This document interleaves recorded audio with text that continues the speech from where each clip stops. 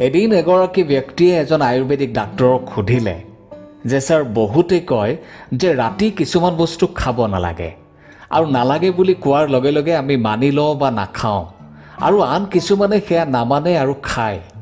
আমি প্ৰায় মানুহে এই খাদ্যবোৰ কেতিয়া খাব লাগে আৰু নালাগে নাজানো, বা জানো যদিও খাব লাগে বা নালাগে বুলিহে জানো। তাৰ আঁৰত লুকাই থকা কাৰণবোৰ বা যুক্তিবোৰ আমি নাজানো। যেনে আমাৰ আইতাহঁতে কয় যে ৰাতি এই মাছ মাংসবোৰ বেছিকৈ নাখাবি, ৰাতিপুৱা সোনকালে উঠিব নোৱাৰিবি আৰু এই শাক পাতবোৰো নাখাবি। কিন্তু আমি যদি আইতাহঁতক বা ককাহঁতক ইয়াৰ কাৰণ কি বুলি সোধোঁ, তেতিয়া তেওঁলোকৰ ওচৰত প্ৰায় উত্তৰ নাথাকে। সেয়েহে আজি মই জানিব বিচাৰিছোঁ যে ৰাতি যিবোৰ বস্তু খাব নালাগে তাৰ কাৰণ কি বাৰু। তেতিয়া ডাক্তৰজনে ক'লে, আপুনি আজি এটা বৰ সুন্দৰ প্ৰশ্ন কৰিছে।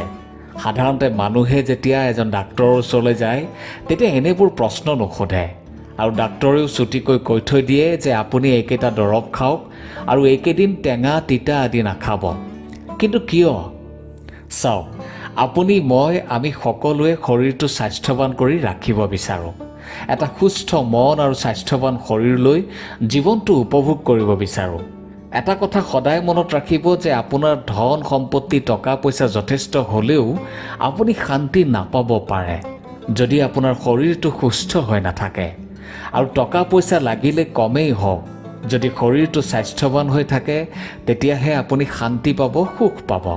আমি পৰম্পৰাগতভাৱে চলি অহা বা নিজে জানি হওক বা আনৰ পৰা জানিয়েই হওক, ৰাতিপুৱা শুই উঠাৰে পৰা ৰাতি শোৱালৈকে বিভিন্ন ধৰণৰ খাদ্য খাওঁ যাতে নিজৰ শৰীৰটোক স্বাস্থ্যৱান কৰি ৰাখিব পাৰোঁ।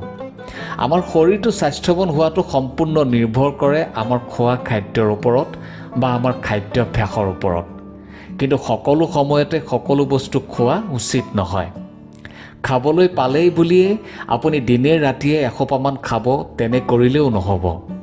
আয়ুৰ্বেদৰ মতে আমি আমাৰ ভোকৰ মাত্ৰ ৭৫%হে পূৰাব লাগে, বাকী ২৫% খালী ৰাখিব লাগে, যাতে আমাৰ শৰীৰত থকা বিভিন্ন কামৰ বিভিন্ন অংগ প্ৰত্যংগবোৰে কোনো অতিৰিক্ত হেঁচা নোপোৱাকৈ কাম কৰিব পাৰে। সেয়েহে অসমীয়াত এষাৰ কথা আছে, আপুনি চাগে নিশ্চয় জানে, যে ৰাতিপুৱা খাবা ৰজাৰ দৰে, দুপৰীয়া প্ৰজাৰ দৰে আৰু ৰাতি খাবা দৰিদ্ৰৰ দৰে। এই কথাষাৰৰ অৰ্থ এয়াই যে ৰাতিপুৱা আপুনি পাৰিলে অলপ বেছিকৈ খাওক, কাৰণ ৰাতিপুৱা উঠাৰ পৰা সূৰ্যাস্তলৈকে আমাৰ শৰীৰটো সক্ৰিয় হৈ থাকে। সূৰ্যাস্তৰ পিছত লাহে লাহে দিনটোৰ সক্ৰিয়তা নাইকিয়া হৈ পৰে। দুপৰীয়া প্ৰজাৰ দৰে অৰ্থাৎ সীমিত মাত্ৰাত খাওক, আৰু ৰাতি খুব কমাই খাব লাগে, কাৰণ ৰাতি আমাৰ শৰীৰটো কেৱল জিৰণিহে লয়। নমস্কাৰ নমস্কাৰ নমস্কাৰ প্ৰিয় দৰ্শক, মোৰ ইউটিউব চেনেল মটিভেটৰ নিৰঞ্জনলৈ মই নিৰঞ্জন শৰ্মাই আপোনালোকক স্বাগতম জনাইছোঁ। আৰু আজি পুনৰ এটি জ্ঞানবৰ্ধক ভিডিঅ' আপোনালোকৰ মাজলৈ লৈ আহিছোঁ। আজি আমি কথা পাতিম যে কি কি খাদ্যবস্তু আমি ৰাতি কেতিয়াও খাব নালাগে আৰু খালে কি কি সমস্যা হ'ব পাৰে। এইখিনিতে এটা কথা, আমি আমাৰ চেনেলত স্বাস্থ্য, শিক্ষা, পৌৰাণিক কাহিনী, প্ৰেৰণামূলক বাণী, ভগৱদ গীতাৰ অমৃত বাণী আৰু আন প্ৰেৰণামূলক কাহিনীও প্ৰকাশ কৰোঁ।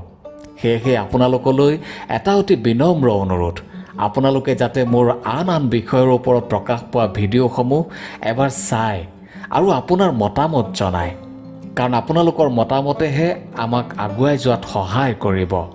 আহক এতিয়া ভিডিঅ'টোৰ মাজলৈ আগবাঢ়োঁ। ৰাতি খাব নলগীয়া খাদ্যৰ কথা ক'লে প্ৰথমে পাত শাকৰ কথাই ক'ব লাগিব।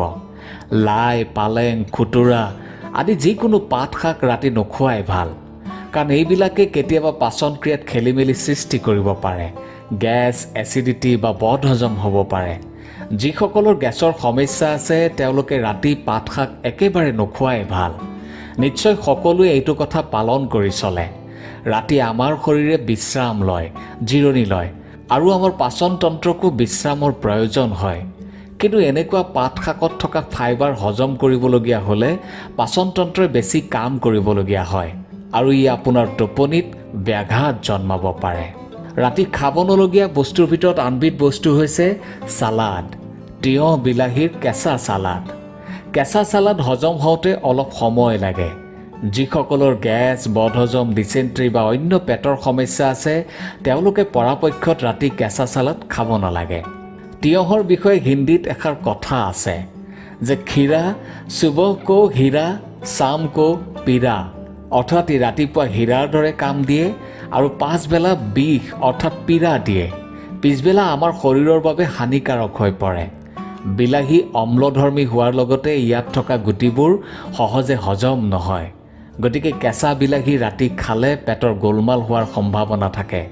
অৱশ্যে সিজাই খালে অপকাৰ নকৰে। ৰাতি খাব নলগীয়া বস্তুৰ ভিতৰত তৃতীয়বিধ বস্তু হৈছে কফি, ডাৰ্ক চকলেট আৰু চাহ। বিশেষকৈ গাখীৰ চাহ ৰাতি কমাই খাব লাগে বা নোখোৱাকৈ থাকিব পাৰিলে যথেষ্ট ভাল। কাৰণ এইবিলাক খাদ্যত কেফেইন নামৰ ৰাসায়নিক পদাৰ্থ থাকে, যিয়ে হয়তো টোপনিত ব্যাঘাত জন্মাব পাৰে। বিশেষকৈ যিসকলৰ টোপনিৰ সমস্যা আছে তেওঁলোকে এইবোৰ বস্তু ৰাতি কমাই খাবলৈ চেষ্টা কৰা উচিত। অৱশ্যে চাহত কেফেইনৰ পৰিমাণ যথেষ্ট কম থাকে যদিও মাত্ৰাধিক খালে ই গেছৰ সমস্যাৰ লগতে টোপনিত ব্যাঘাত জন্মাব পাৰে। ৰাতি খাব নলগীয়া আন এবিধ বস্তু হৈছে দৈ। দৈ এবিধ পুষ্টিকৰ খাদ্য, কিন্তু ইয়াক সঠিক বিধিত সেৱন নকৰিলে পাৰ্শ্বক্ৰিয়া হ'ব পাৰে।